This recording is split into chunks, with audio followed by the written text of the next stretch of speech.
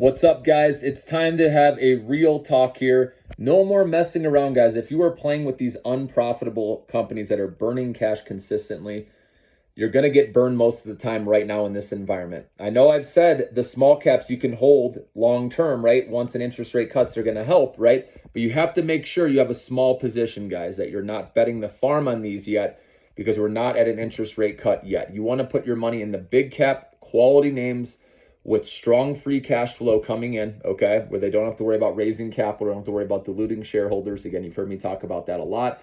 So here are the stocks that I own right now. And of course, you pick the ones that you understand, that you're passionate about. Remember, always write down at least a couple reasons why you're in a stock and holding long. And later down the road, you can revisit that when you're thinking about why am I in this, right? Because you forget, right?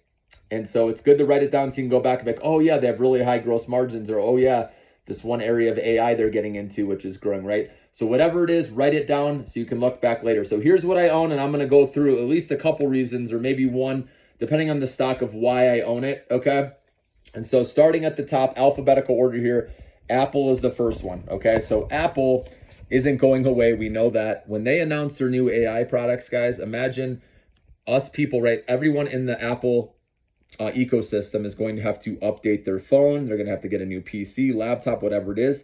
So even though revenue growth is slowing right now, that's not going to last forever. Okay. So that's going to pick up. And remember, services revenue has steadily been rising, and that's becoming more and more of their business as well. So that plus their other revenue departments getting back on track, when AI is incorporated to these new products, that's going to get the stock back over 200 and beyond, okay, eventually. And then Adobe, the reason I'm on this one, they have the highest gross margins in the business, okay, and they're in AI, and they have the digital signature. They have many different departments within their company, so I like that one long. And then artificial intelligence, obviously C3 AI, the ticker symbol is AI. Now remember, any small cap here that I'm mentioning, it's a small position only, okay? Because you don't need a big one. Remember, if you hold long, you can get exponential returns. If you get one, that has a small market cap now and continues to grow over time, right? You could get a 10x winner. And even if a few of them go out of business, but you have one that goes up 10x or more, that makes a portfolio. But like I said, I keep the portfolio about 10% or less with the small cap stocks, okay? And then I keep more with the big caps. And annually, my dividend stock, that's most of my account, where I'm guaranteeing myself a 13% to 14% dividend. Remember, it fluctuates depending on what the stock price is at.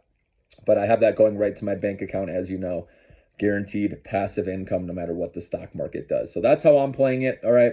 But anyways, back to the list here. So C3 AI, they just reported good earnings and guidance. Tom Siebel, who's the CEO, he's been in the business for many, many years, and he had a lot of positive commentary about the future. So that's what I wanted to see with that. So I bought back in again, small position there. Amazon, another company that's not going away. Okay. They are in AI, right? We all depend on our same day delivery or next day delivery with Amazon. Okay. But it's much more than that, obviously, with their AWS and AI being tied to that. Okay. And their advertising business, guys, that's the main reason why I like this. The growth with that is still booming, okay? So this stock should continue to do well. Even though it has a higher valuation, I still like this company long. All these investments they made in the past are now reaping rewards now, okay? And then Dutch Brothers, which is ticker symbol BROS. They're, I believe, in this story of expanding nationwide.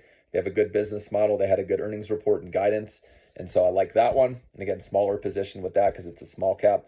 And then Cadence, CDNS, is that ticker symbol. The whole automotive sector, once self-driving, with self-driving being the next big addressable market out there. And, once an interest rate cuts, the automotive side of things will start getting better because that's been in a little slump, as we know. So buying that on the dip, again, small position though with that one for me, but I want some exposure to that. And then Google, this is one I'm okay having a bigger position in because they only have a 20 price earnings ratio, okay, with their PE, okay, and that's cheap for a company that's one of the leaders with AI, and again with their advertising with YouTube, which I'm talking on right now. They collect the piece of everything with that. They're going to continue to grow, guys, and even though this AI rollout, with their chat bots hasn't been smooth, that's just the reason any dip to buy this because it's still cheap, okay? So Google's solid, and then Hims and Hers, another small cap stock, but I like this because of the weight loss drugs they're offering. A version of the GLP-1s, like Ozempic and Wegovy. Okay, it's not the same, obviously. It's a concoction that's a little different, but they're offering it at a lesser price, which is huge. And so having that on the platform, I like this company, again, having a position long in that one. And then Robinhood is another one because of the active trading, not only with stocks, but with crypto and the gold memberships increasing and them having a killer earnings report as well. Okay. Same with Hims and Hers. That's another good one that had a good earning. All these, have had solid earnings reports.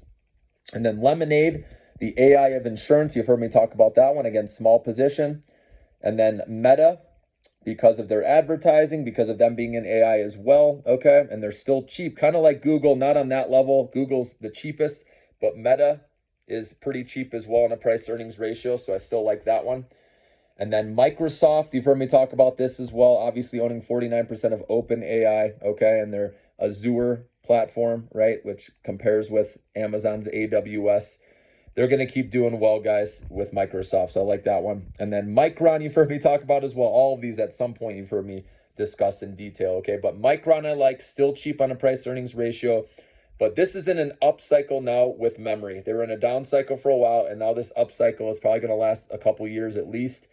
And they're working with NVIDIA. All this advanced technology needs more memory chips, and that's what Micron does. And remember, the CHIPS Act is benefiting them as well because they're building 2 plants in the U.S. So that's an easy one to hold, guys. Even though it's close to all-time highs, I think it's going higher, okay?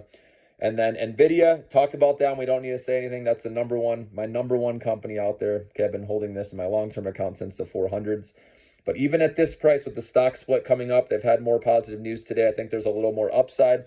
Obviously, it's had a huge rally, so it's riskier at these levels, but I think there's still more upside, at least until the next earnings report.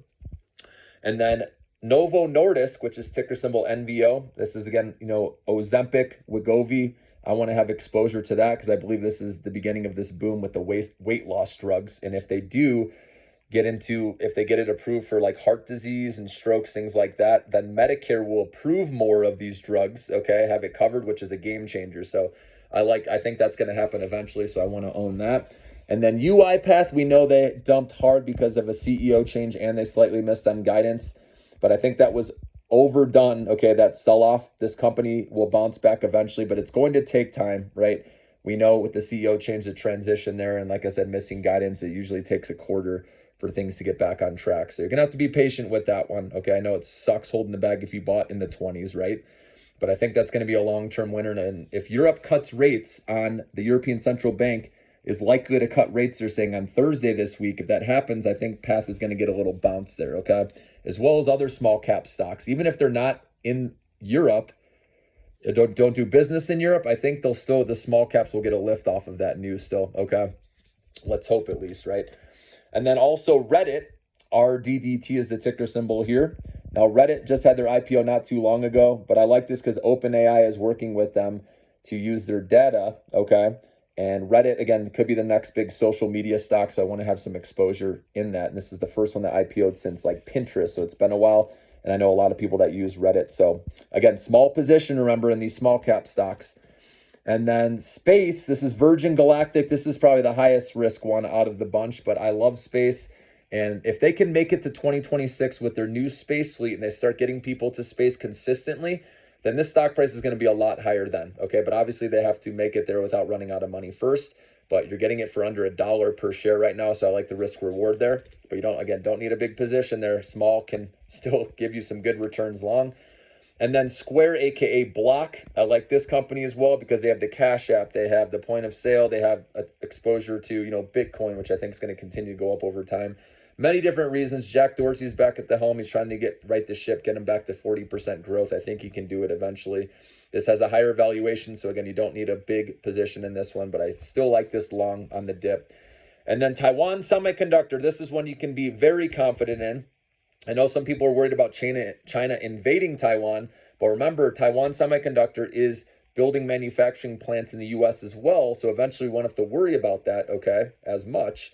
So this is one, they supply 92% of all advanced chips in the world, so without them, this whole AI boom couldn't happen, so you got to own Taiwan Semiconductor. And ASML, like I said, they're above Taiwan. They offer the machines, right, that they sell to Taiwan Semiconductor, Intel and Samsung. That's not on my list right now, but that's another one you'd be fine holding long as well because they have a monopoly on the EUV lithography market, okay? And then Upstart, you've heard me talk about this one, AI of lending. When an interest rate cut happens down the road, this company will go up, this stock price will go up the most, mark my words, okay? And that's why I'm in it. And then Exometry, AI of manufacturing. They connect the manufacturer with the third party who builds that customized product. And they have instant AI quoting, which speeds up the supply chain. So that's why I like that company. And then I also own the IWM index, which is the Russell 2000, all of the small cap stocks, okay, to have exposure to that. Because Tom Lee believes this is going up 50% by the end of the year, especially it depends when an interest rate cut happens. If that happens, it'll be much higher. So I like the risk reward setup with that one, having exposure to that, okay? So that's what I got right now, okay? And this is what I believe will be good holding long. Again, more, you can have more in the big caps versus the small caps. I would keep small cap, your total amount of small cap exposure should be 10% or less, in my opinion, of your whole portfolio. And then big caps can be more than that, obviously. Depends how you want to do that between that. And like I said, if you like the mortgage REIT annually that I've been talking about, and you want to have guaranteed money coming into your bank account each quarter, where you don't have to worry about losing the profits you've made, that's a good place to protect it and grow it safely. They've been paying dividends since the 90s. And again, you have to have it set up going to your bank, though, not reinvested into the stock, okay? And then, like I said, you do pay taxes on those dividends, but I've been doing this my family for years, and it's one of the smartest investments we've made. So again, it's not for everyone, but that's what we've done, and it's passive income coming in every quarter, which helps out. So keep sharing my videos, guys. If you can drop me a like, drop me a comment, I appreciate it. You know what feeds the algo, gets us out to more people. But these are my stocks that I'm holding long. And let's make some money. Enjoy this journey together. Have a great week.